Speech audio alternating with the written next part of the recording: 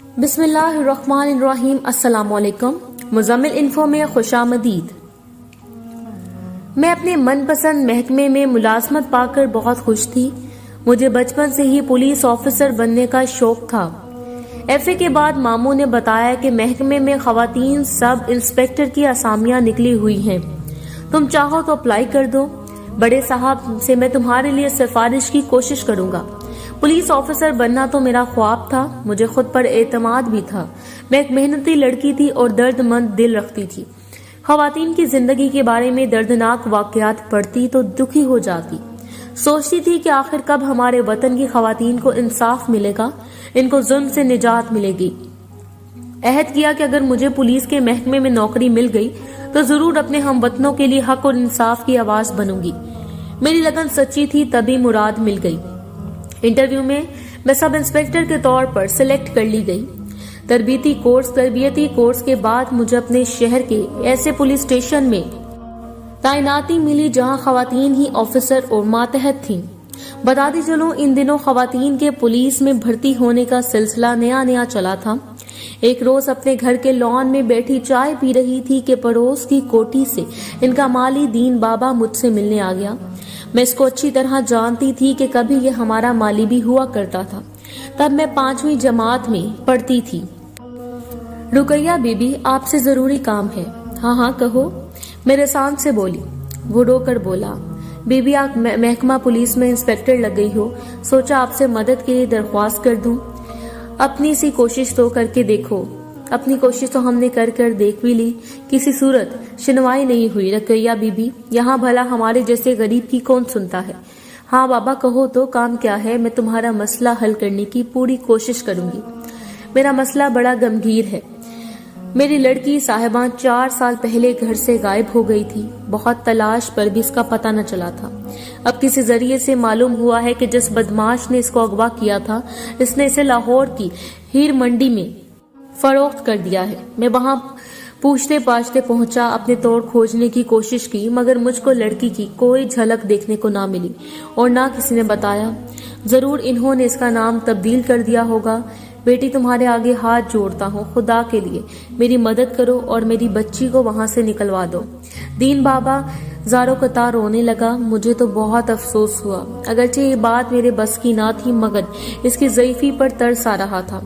میں نے وعدہ کر لیا کہ ہر ممکن کوشش کروں گی۔ میری نئی ملازمت تھی، اب اتنی جرأت نہ تھی کہ اس بازار میں قدم رکھوں جہاں گندگی حسن کے لبادے میں بکتی تھی۔ مجھ کو اس جگہ کی کچھ معلومات بھی نہ تھی، بس یہی سن رکھا تھا کہ وہ بازار ہے جہاں حسن بکتا ہے اور جوان لڑکیوں کے دام لگتے ہیں۔ اس جگہ جانا نہ چاہتی تھی، مگر ایک دن سوچنے کے بعد میں نے اپنے اسٹیشن کی خاتون ڈی ایس پی سے مدد کی درخواست کی۔ وہ کہنے لگی، میں جانتی ہوں رپورٹ ہونے کے باوجود ہمارا محکمہ کچھ نہ کرے گا، کیونکہ فریادی ایک غریب بوڑھا ہے۔ ایسوں کی التجاؤں پر کب کان دھرے جاتے ہیں، مگر اب ہم اس بدنام زمانہ محکمے کا ایک حصہ ہیں جس پر رشوت خوری کا لیبل لگا ہوا ہے، لہٰذا ہمیں اپنے طور پر اس کیس کے لیے تگ و دو کرنے کی ضرورت ہے۔ میں نے میڈم سے کہا، بے شک ہم کو خواتین کی مدد کے لیے ہی ملازمتیں دی گئی ہیں، پھر بھی کیا یہ بہتر نہیں کہ اپنے ساتھ کسی مرد آفیسر کو شامل تفتیش کر لیں؟ ہاں تم ٹھیک کہتی ہو، ایس پی صاحب بہت مخلص اور دیانتدار پولیس آفیسر ہیں، میں ان سے مشورہ کرتی ہوں۔ ہماری میڈم نے صاحب کا نمبر ملایا اور ان کو اس معاملے سے آگاہ کیا۔ وہ بولے، پہلے مجھے وہاں جا کر معاملے کی جانچ کر لینے دیں اور کیس بنا کر فائل بھجوا دیں۔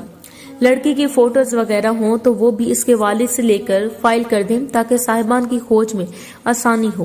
میں نے دین بابا کو بلا کر فائل کا پوچھا۔ اس نے بتایا، جب صاحبہ اغوا ہوئی تھی تب میں نے پولیس میں رپورٹ لکھوائی تھی۔ وہ فائل میرے پاس ہے، تمام نقول موجود ہیں، فوٹو بھی ہے۔ دین بابا جو زبانی جانتا تھا بتا دیا۔ میں نے اس کا بیان لکھ لیا اور متعلقہ معاملے سے وابستہ کاغذات نقول لے لی اور فائل میڈم کو دے دی۔ انہوں نے فائل ایس پی کو بھجوا دی۔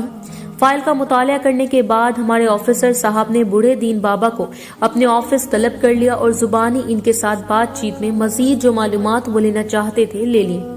وہ دن بھی آ گیا جب ایس پی صاحب کے ساتھ میں اور دین بابا ان کی بیٹی کی کھوج میں اس بازار گئے۔ میری آنکھیں حیرت سے پھٹی کی پھٹی رہ گئیں۔ واقعی کتنے ہیرے اور نگینے آنکھوں کو خیرہ کر رہے تھے اور میرا دل ان بدنصیبی پر خون کے آنسو رو رہا تھا۔ کاش یہ کسی شریف گھرانے کی دلہنیں بن کر سہاگنیں کہلاتی۔ کجا کہ اب ان کی زندگی تباہی اور بربادی سے ہمکنار ہو رہی تھی۔ نہ جانے کتنی اپنے بچپن میں اپنے گھروں کے سامنے کھیلتے ہوئے اغوا کر لی گئی ہوں گی۔ آج یہ شریف گھرانوں کی بہو بیٹیاں بھی انسانی درندوں کا دل بہلانے پر مجبور تھیں۔ ان کا ایک دلال بھی ہمارے ہمراہ تھا۔ ہم نے کافی پیسہ خرچ کیا تھا۔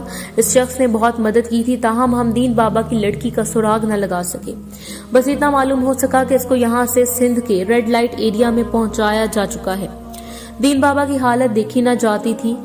رو رو کر اس بیچارے کا برا حال تھا، لیکن رونے سے تو ایسے مسئلے حل نہیں ہوتے۔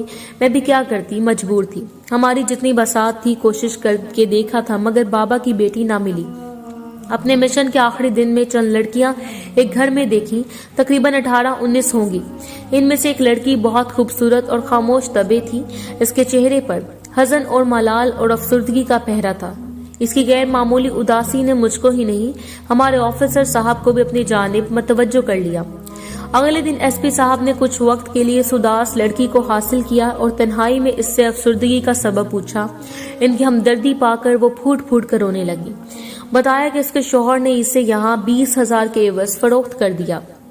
لڑکی نے اپنا نام گلجان بتایا۔ وہ ہاتھ جوڑنے لگی کہ صاحب خدا کے لیے مجھ کو اس دوزخ سے نکالیے، تمام عمر آپ کی اور آپ کے گھر والوں کی غلامی کروں گی۔ اس کی آہوزاری ہمارے صاحب کے دل پر اثر کر گئی۔ انہوں نے سوچا کہ شاید اللہ تعالیٰ کو ان سے نیکی کا کام لینا مقصود ہے۔ دین بابا کی لڑکی نہ صحیح، یہ لڑکی بھی تو کسی کی بیٹی ہے۔ کوئی باپ کوئی ماں اس کے لیے بھی تڑپ رہے ہوں گے۔ انہوں نے تہیہ کر لیا کہ وہ اس مظلوم لڑکی کو یہاں سے نکال کر لے جائیں گے، کیونکہ وہ اس ماحول سے نفرت کرتی ہے۔ اب ان کا گاہے بگاہے اس لڑکی کی خاطر ادھر آنا جانا ہونے لگا۔ انہوں نے اپنے سے اوپر افسران سے بھی بات کر لی۔ انہوں نے بھی تعاون کا یقین دلایا۔ خیر کچھ کوشش کے بعد لڑکی کو وہاں سے رازداری سے نکال لیا گیا۔ اب اس کو کہاں رکھنا تھا، یہ ایک سوال تھا۔ گلجان سے اس کے والد کا پتہ پوچھ کر ان سے رابطہ کیا گیا۔ خود ایس پی صاحب ان کے پاس گئے، انہیں بتایا کہ آپ کی لڑکی فلاں جگہ سے بحفاظت نکال لی گئی ہے، اب دارالامان میں ہے اور گھر آنا چاہتی ہے۔ یہ سن کر وہ برہم ہو گئے، کہا کہ اس کا ہم سے کوئی واسطہ نہیں اور نہ ہم اس کو اپنا سکتے ہیں۔ سگے باپ کا بیٹی کے بارے میں ایسا رویہ دیکھ کر ایس پی صاحب شاکڈ رہ گئے۔ جب لڑکی کو معلوم ہوا کہ باپ اس کو اپنانے پر راضی نہیں تو اس کا دل ٹوٹ گیا۔ اس نے کہا کہ بے شک آپ مجھے کسی کنویں میں پھینک دیں، میں بھی ایسے باپ کے گھر اب لوٹ کر جانا نہیں چاہتی جو اپنی بیٹی کو اپنانا نہیں چاہتا۔ وہ ایس پی صاحب کے سامنے پھوٹ پھوٹ کر روتی تو ان کا دل پسیج گیا۔ لڑکی سے پوچھا کیا تم کسی شریف آدمی سے شادی کر لو گی اگر ہم تمہارے لیے اس امر کا بندوبست کر لیں؟ مجھے کسی پر اعتبار نہیں، ہاں اگر آپ مجھ سے شادی کر لیں تو میں وعدہ کرتی ہوں کہ عمر بھر آپ کو کبھی شکایت کا موقع نہ دوں گی۔ وہ سوچ میں پڑ گئی، کہا کہ میں شادی شدہ اور 2 بچوں کا باپ ہوں، میری زندگی میں تو تمہاری گنجائش نہیں ہے، تو پھر مجھے اپنے ہاتھ سے گولی مار دیں یا پھر اس گندگی بھرے دوزخ میں پھینکائیں جہاں سے نجات کی میں نے دعائیں کی تھی۔ اب ہمارے صاحب کا امتحان تھا۔ خدا کی طرف سے گلجان ان کے لیے ایک آزمائش تھی۔ وہ عین دوراہے پر کھڑی ان کی طرف امید بھری نظروں سے دیکھ رہی تھی۔ اس لڑکی نے ان کا سہارا لیا اور شاید ان کو دل میں بسا بھی لیا، لیکن اس نرک سے نکلنے کے بعد بھی اس کو سکون نہ ملا۔ ایس پی صاحب ایک بار پھر سے لڑکی کے والد کے پاس گئے اور ان کو سوچنے پر مجبور کیا۔ بالآخر اس شخص نے کہا کہ اس کی بیٹی کو اس کے حوالے کر دیا جائے۔